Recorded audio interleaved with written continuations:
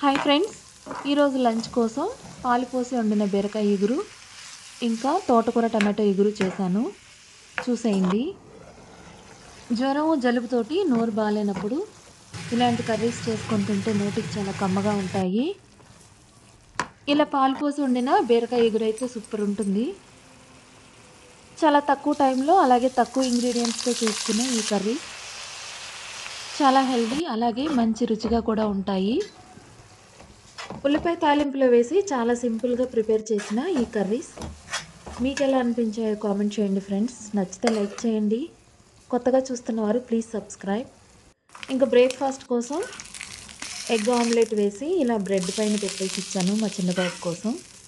ఇంకా మా వారికి నా కోసం వాటర్లో ఉల్లిగడ్డ, పచ్చిమిర్చి, కొత్తిమీర, జీలకర్ర, ఉప్పు వేసి మరిగించి ఓట్స్ వేసి ఉడికించాను. Thanks for watching.